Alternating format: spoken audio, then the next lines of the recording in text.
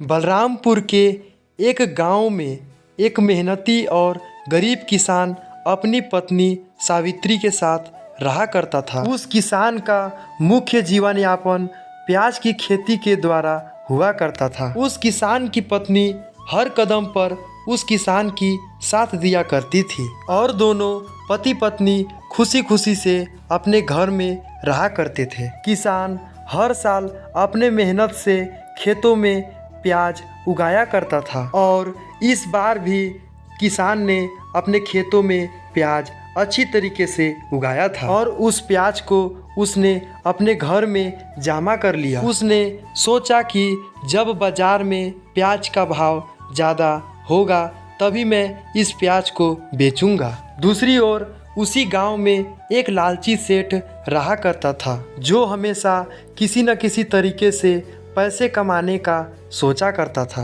एक दिन सेठ को पता चला कि प्याज का दाम बाजार में आसमान छू रहे हैं। उस सेठ ने यह सोचा कि यदि मैं भोला का सारा प्याज चुरा करके अपने घर ले आऊं और उसे बाजार में बेच दूं तो मैं माला माल हो जाऊंगा। सेठ उसी दिन से भोला के घर की नज़र रखनी शुरू कर दी। सेठ ने सबसे पहले तो भोला के खेत में उगे प्याज को कम दाम में खरीदने की कोशिश की, लेकिन भोला अपना प्याज उस सेठ को नहीं दिया।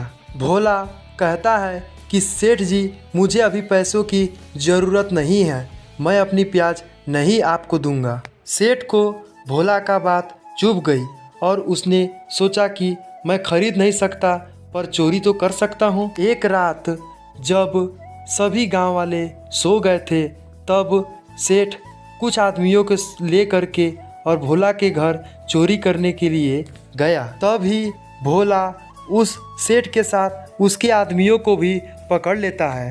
भोला जानता था कि सेठ हमारे घर चोरी करने आएगा। इस तरीके से भोला ने सेठ को पुलिस के हवाले कर दिया और पुलिस उस सेठ को ले करके जेल में डाल दिया। बाजार में भोला को पता चला कि प्याज का दाम अच्छा मिल रहा है तो भोला ने डिसाइड किया कि अब मुझे प्याज को बेच देना चाहिए और वह प्याज को बेच दिया और खुशी से अपना जीवन चलाने लगा। इस कहानी से हमें यह सीख मिलता है कि लालच करना अच्छी बात नहीं है, हमें अपने मेहनत पर ही खुश रहना चाहिए। तो दोस्तों, ऐसा ही वीडियो पाने के लिए हमारे YouTube चैनल को सब्सक्राइब कर दीजिए ताकि ऐसा ही नया कार्टून वीडियो आप लोगों के बीच आते रहे।